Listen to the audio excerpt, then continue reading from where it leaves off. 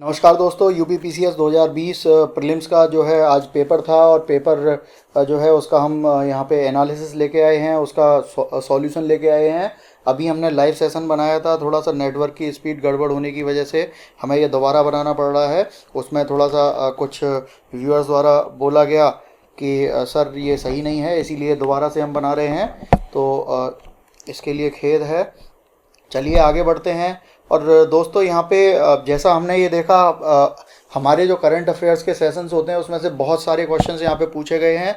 और आप चाहे हमारे वीडियोस को देखकर इसमें पता कर सकते हैं। और बाकी हम डेली करंट अफेयर की क्विज डालते हैं और डेली करंट अफेयर के एनालिसिस डालते हैं, बहुत सारे टॉपिक्स पे डालते हैं।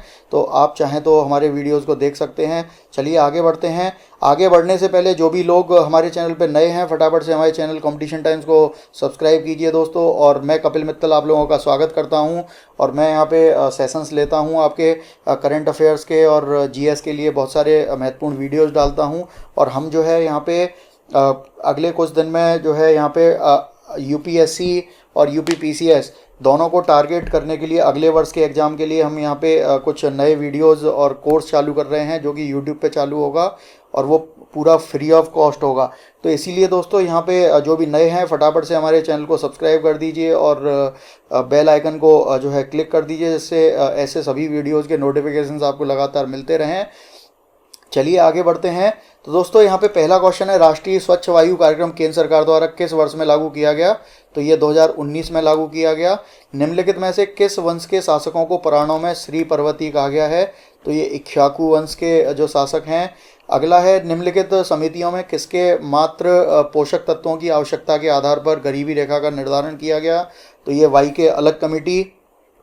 ठीक है। अगला है क्वेश्चन नंबर 4। दोस्तों यहाँ पे हम सेट ए की बात कर रहे हैं। ये कौन सा है? सेट ए।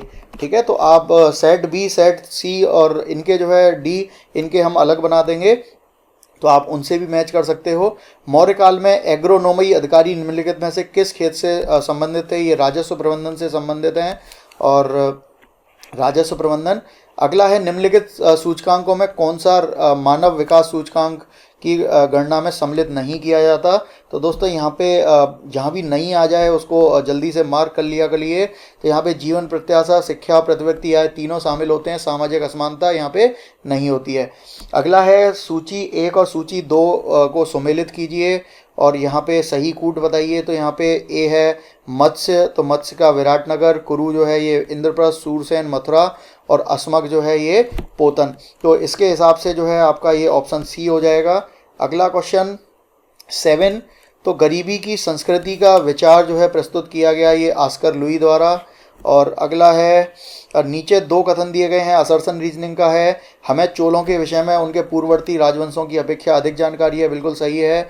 चोल शासकों ने मंदिरों की दीवारों पर अभिलेख उत्कीर्ण करने का चलन प्रारंभ किया, जिनमें उनकी विजयों के ऐतिहासिक विवरण दिए जाते हैं। बिल्कुल सही है दोस्तों। और इन्होंने बहुत बड़े बड़े जो हैं यहाँ मंदिर बनवाए हैं, जैसे तंजावुर का मंदिर। और यहाँ पे जो है जो रीजन है वो असर्शन का कथन का जो है सही एक्सप्लेनेशन है, इसीलिए यहाँ पे ऑप्शन ए सही हो जाएगा। अगला क्वेश्चन है, 20वीं सदी के 80 के दशक में के मध्य विकास के नकारात्मक पक्षों पर विस्तार से चर्चा की गई। निम्नलिखित में कौन सा एक उनमें महत्वपूर्ण नहीं था? तो यहाँ पे प्राकृतिक संसाधनों का क्षरण जो है ये यहाँ पे उतना महत्वपूर्ण नहीं था। क्यों? क्योंकि हमारे जो देश हैं वो डेवलपिंग स्टेज में थे और बहुत सारे देश जो हैं थर्ड वर्ल्ड कंट्रीज़ के वो 1950 के दशक में जो है वो नव स्वतंत्र हुए थे। इस वजह से वहाँ वो क्या है, प्राकृतिक संसाधनों के दोहन में लगे हुए थे और वहाँ प्राकृतिक संसाधन उतने महत्वपूर्ण नहीं थे क्योंकि विकास के चरण के लिए। तो निम्नलिखित में किस भारतीय पुरातत्वविद्या ने पहली बार भीमबेटका गुफा को देखा और उसके शैल चित्रों के प्रागैतिहासिक महत्व को खोजा? तो यहाँ BS वाकंकर। अगला है, उत्तर प्रदेश के कुल ऐसे शहर जो स्मार्ट सिटी योजना से आच्छादित हैं 12 शहर हैं। अगला है, सूची 1 और सूची 2 से सही सुमेलित कीजिए और सूचियों के नीचे दिए गए कूट से सही उत्तर चुनिए। तो यहाँ पे आंसर डी हो जाएगा। आप दोस्तों इसे सुमेलित कर लेना। और यहाँ हमने ये कर रखा है, वर्ष 1987 में संयुक्त राष्ट्र में पर्यावरण से संबंधित एक प्रतिवेदन की प्रस्तुति के उपरांत धारणीय विकास, सस्टेनेबल डेवलपमेंट पर चर्चा हुई। तो ये जो है प्रतिवेदन था जलवायु परिवर्तन पर दूसरा प्रतिवेदन। अगला है, निम्नलिखित कथनों पर विचार कीजिए और नीचे दिए गए कूट से सही उत्तर चुनिए।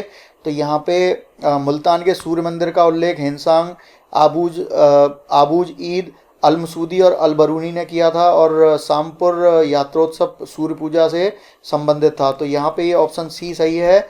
अटल नवोन्मेष मिशन, तो अटल इनोवेशन मिशन जो है किस विभाग की प्रमुख पहल है? तो ये नीति आयोग की मिशन है, योजना है।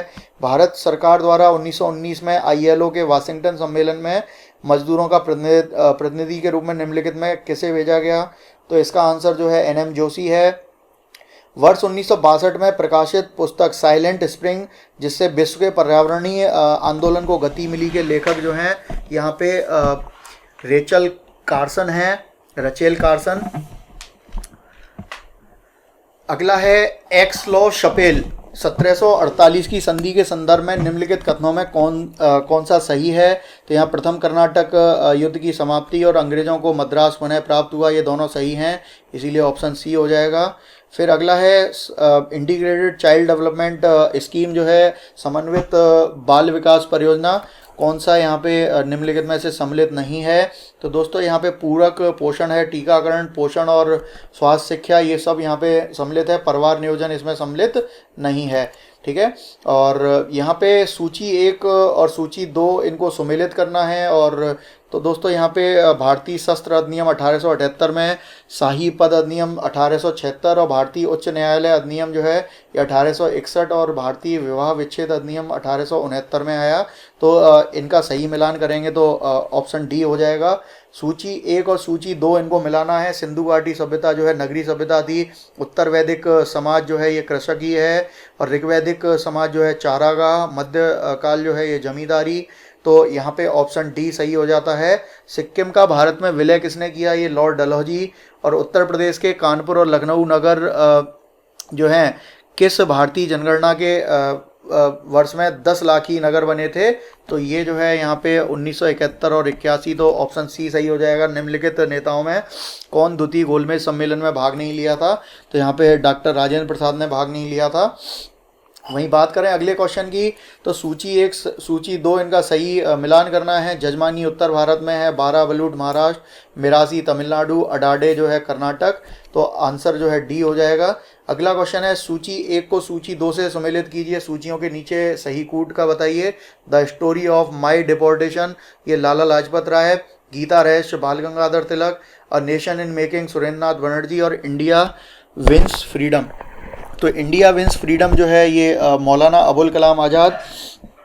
तो दोस्तों इसके अनुसार जो है यहाँ पे the story of my deportation, ये ए का 3 है, तो ये होगा। दूसरा गीता रहस्य का ये, तो यहाँ पे ऑप्शन ए हो जाएगा। अगला क्वेश्चन है सर्वप्रथम सीमांत व्यक्ति मार्जिनल मैन की संकल्पना का प्रतिपादन रॉबर्ट ई पार्क ने किया था। निम्नलिखित में से कौन 1755 में डिंडीगल मैसूर में एक आधुनिक शस्त्रागार की स्थापना की थी? ये है हैदर अली। और यहाँ पे कौन सा एक वन्य प्राणियों के विलुप्तीकरण का प्रमुख कारण नहीं है?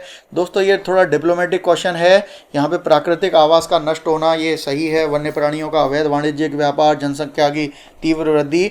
लेकिन यहाँ पे जंगलों में आग लगा देना, हालांकि इससे भी ये विलुप्त होते हैं, लेकिन पूरी जनसंख्या इससे समाप्त नहीं होती है। तो यहाँ पे बी हो जाएगा। यहाँ डिस्प्यूट जो होगा वो इसमें और इसमें होगा। आगे बढ़ते हैं। नीचे 2 कथन दिए गए हैं, जिनमें एक को कथन ए और दूसरे को कारण बोला गया है। असर्शन रीजनिंग का क्वेश्चन है, तो यहाँ पे दोनों कथन सही हैं। ब्रिटिश सरकार ने भारत के अलग अलग भागों में भू राजस्व की अलग अलग व्यवस्था लागू की थी, और इससे भारतीय किसानों में अलग अलग वर्ग बन गए। तो दोस्तों यहाँ पे ये दोनों स्टेटमेंट सही हैं, और जो कारण है वो सही नहीं है इसका, तो इसीलिए ऑप्शन बी हो जाएगा। अगला क्वेश्चन है भारत में अगस्त 2020 में निम्नलिखित स्थानों में से कहाँ पर रेल संग्रहालय राष्ट्र को समर्पित किया गया? तो ये हुबली। अगला है निम्नलिखित ग्रंथों पर विचार कीजिए और उनके काल क्रमानुसार व्यवस्थित कीजिए। तो यहाँ पे फतवाए जहाँदारी जो है सबसे, यहाँ पे किताबुल हुंद पहले है, उसके बाद पृथ्वीराज रासो, फिर है तबकाते नासरी, और फिर है फतवाए जहाँदारी। तो इसके हिसाब से ये 3, 2, 4, 1 हो जाएगा, और यहाँ पे डी ऑप्शन हो जाएगा। जुलाई 2020 में निम्नलिखित में से कौन सा मंगल मिशन का प्रक्षेपण करने वाला पहला अरब राष्ट्र हुआ? तो संयुक्त अरब अमीरात। 1687 में जब औरंगजेब ने गोलकुंडा किले पर अधिकार किया तो उस समय गोलकुंडा का शासक कौन था? अबुल हसन कुतुब शाह था यहाँ पे। और भारत के निम्नलिखित पड़ोसी देशों में किसने जुलाई 2020 में सोशल मीडिया के लिए मुफ्त इंटरनेट सेवा पर प्रतिबंध लगाया है? तो ये बांग्लादेश है। दोस्तों यहाँ पे बहुत सारे ये जो क्वेश्चंस हैं ये हमारे करंट अफेयर में से आए हैं, और इसीलिए हमारे पेज को जल्दी से लाइक कीजिए, सब्सक्राइब कीजिए, और जिससे आपको आगे के जो हमारे वीडियोज़ हैं वो लगातार मिलते रहें, और महत्वपूर्ण वीडियोज़ होते हैं हमारे। और हम जो है यहाँ पे प्रीवियस ईयर पेपर्स की एक सीरीज चालू करने वाले हैं आईएएस की। और इसके अलावा जो बड़ी बड़ी कोचिंग्स हैं भारत में आईएएस और पीसीएस की, तो उनकी जितनी भी टेस्ट सीरीज होती हैं उन सभी का भी हम विश्लेषण यहाँ पे लेके आने वाले हैं। तो हमारे चैनल को फटाफट से सब्सक्राइब कीजिए, और आपको जो है कहीं से अलग से पढ़ने की आवश्यकता नहीं पड़ेगी, और बहुत सारा मटेरियल हमारे इस पे यूट्यूब चैनल पे फ्री ऑफ कॉस्ट मिल जाएगा आपको। चलिए आगे बढ़ते हैं। निम्नलिखित कथनों में कौन सा सही है? तो यहाँ पे दोस्तों सही कूट बताना है। अकबर ने लड़कियों और लड़कों की जो है विवाह की आयु निर्धारित करने का प्रयास किया था, बिल्कुल सही है। अकबर ने लड़कियों के अभिभावकों के दबाव से अलग स्वयं की इच्छा से विवाह करने की स्वतंत्रता दी थी, बिल्कुल गलत है। तो ऑप्शन ए सही हो जाएगा। इंडिया आइडिया समिट 2020 के संबंध में निम्नलिखित कथन में कौन सा सही है? तो दोस्तों यहाँ पे सही उत्तर बताना है। तो इसे अमेरिका भारत व्यापार परिषद द्वारा वस्तुतः 22 जुलाई 2020 को आयोजित किया गया था, और इसका जो थीम है भारत का सशक्तिकरण, ये गलत हो जाएगा। तो ऑप्शन ए सही होगा। सूची 1 को सूची 2 से सम्मिलित कीजिए और सूचियों के नीचे दिए गए कूट से सही उत्तर बताइए। तो दीवाने तन जो है जागीर व वेतन को देखता है, और मुस्तारफी जो है राज्य की आय व्यय का निरीक्षण करता, और मुशरिफ जो है ये कार्यालय को संभालता है, और वकियानवीस ये है प्रमुख घटनाओं व फरमानों को सूचीबद्ध करना। तो इसीलिए आंसर बी हो जाएगा। उत्तर प्रदेश मंत्रिमंडल ने 29 जुलाई 2020 को निम्नलिखित नगरों में से किसमें राष्ट्रीय विधि विश्वविद्यालय की स्थापना का अनुमोदन किया? ये प्रयागराज। निम्नलिखित में से कौन सा सही सम्मिलित नहीं है? तो यहाँ पे शेख मोइनुद्दीन चिश्ती अजमेर में है, शेख बुरहानुद्दीन गरीब ये दौलताबाद में है, शेख मोहम्मद हुसैनी ये गुलबर्ग, और शेख निजामुद्दीन औलिया ये मुल्तान नहीं है, यहाँ पे ये दिल्ली होगा। और भारत के युवा कार्यक्रम, तो इसीलिए आंसर जो है यहाँ पे डी हो जाएगा। भारत के युवा कार्यक्रम खेल मंत्री ने 25 जुलाई 2020 को घोषणा किया है कि वर्ष 2021 में चौथा खेलो इंडिया यूथ गेम्स की मेजबानी किया जाएगा, ये हरियाणा द्वारा। अगला है निम्नलिखित में से किस मुगल कालीन नहर का निर्माण फिरोज शाह की रजवा को पुनर्जीवित करके किया गया? ये है सहाब नहर। अगला है निम्नलिखित में कौन सा भारतीय फुटबॉल क्लब न्यूयॉर्क के टाइम्स स्क्वायर स्थित नेस्डैक के बिलबोर्ड पर 29 जुलाई 2020 को जगह प्राप्त करने वाला अकेला फुटबॉल क्लब बना? यह है मोहन बागान। अगला है निम्नलिखित में कौन सा किताबे नौरस नामक पुस्तक के लेखक हैं? इब्राहिम आदिल शाह द्वितीय। अगला है भारत की पहली किसान रेल निम्नलिखित किन 2 स्टेशनों के बीच 8 अगस्त 2020 को अपनी यात्रा प्रारंभ की? तो यह है देवलाली महाराष्ट्र, दानापुर बिहार। अगला है उत्तर प्रदेश के निम्नलिखित जिलों में से किसमें 2018 में फ्रांस के सहयोग से एक बृहद सौर ऊर्जा संयंत्र की स्थापित किया? ये मिर्ज़ापुर। निम्नलिखित में कौन सा सही सम्मिलित नहीं है? तो दोस्तों यहाँ पे ईस्ट एशिया सम्मेलन 2020 जो है सिंगापुर में नहीं हुआ है, इसीलिए ऑप्शन ए हो जाएगा। जनवरी 2020 में उत्तर प्रदेश में कितने और स्थलों को जो है रामसर साइट यहाँ मैं लिख देता हूँ, रामसर साइट, ये रामसर वेटलैंड्स होती हैं, तो वेटलैंड्स की साइट्स में शामिल यहाँ पे 6 हैं। ठीक है। अगला है भारत के निम्नलिखित राज्यों में किसमें कोविड-19 अवधि में पहली बार ई लोक अदालत प्रारंभ हुई? छत्तीसगढ़। Option C. निम्नलिखित जनजातियों में कौन सा भारत के अंडमान और निकोबार द्वीप समूह की मूल निवासी नहीं है? तो यहाँ पे ये हालचू, ओंगे एंड सैम्पेन ये हैं शोम्पेन। ठीक है। अगला है भारत सरकार द्वारा जुलाई 2020 में बाघों की गणना 2018 पर जारी विस्तृत प्रतिवेदन के संदर्भ में निम्नलिखित कथन में कौन सही है? तो भारत में विश्व की कुल बाघों की आबादी का 70% है, और दूसरा है भारत के लगभग 30% बाघ अभयारण्यों के बाहर रहते हैं, गलत है। तो इसीलिए ऑप्शन ए सही हो जाएगा। निम्नलिखित में कौन सा एक नदी हिमालय पार ट्रांस हिमालयन नदी है? तो यहाँ पे सतलुज नदी जो है ये ट्रांस हिमालयन नदी है। इन्हें जो है हिंदी में पूर्ववर्ती नदी बोलते हैं, पूर्ववर्ती नदी दोस्तों। ठीक है। और आप हमारे ज्योग्राफी के सेशंस भी देख सकते हैं। निम्नलिखित में किसने ग्लोबल वैक्सीन सम्मेलन की 4 जून 2020 को मेजबानी की? United kingdom. निम्नलिखित में से कौन सा सही सुमेलित नहीं है? तो दोस्तों यहाँ पे ये खस जो है ये अरुणाचल में नहीं है, ये खासी जो है ये आसाम में है, इसीलिए यहाँ पे सी हो जाएगा।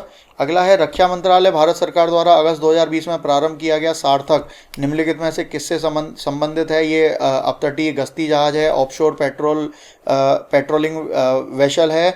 अगला क्वेश्चन है दो यहाँ पे सूची दे रखी हैं, इनमें सही उत्तर बताना है। तो साला झील जो है अरुणाचल में है, बड़खल झील हरियाणा में है, लोकटक झील मणिपुर और कालीवेली झील जो है तमिलनाडु में है। तो ऑप्शन ए हो जाएगा। निम्नलिखित में से किस राज्य ने पशु किसान क्रेडिट कार्ड योजना का प्रारंभ किया 2020 में? तो ये ऑप्शन बी हो जाएगा, हरियाणा।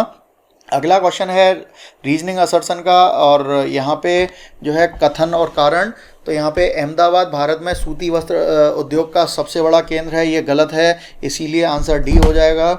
अगला जो है यहाँ पे 27 जुलाई 2020 को भारत के प्रधानमंत्री ने निम्नलिखित में से किस स्थान पर कोविड-19 परीक्षण के लिए 3 नई भारतीय चिकित्सा अनुसंधान परिषद ICMR उच्च श्रेणी परीक्षण प्रयोगशालाओं का वस्तुतः उद्घाटन किया? तो ये कोलकाता, नोएडा, मुंबई। अगला है निम्नलिखित में कौन सी भारत की नवीनतम पर्वत श्रेणी है? ये हिमाद्री श्रेणी होगी।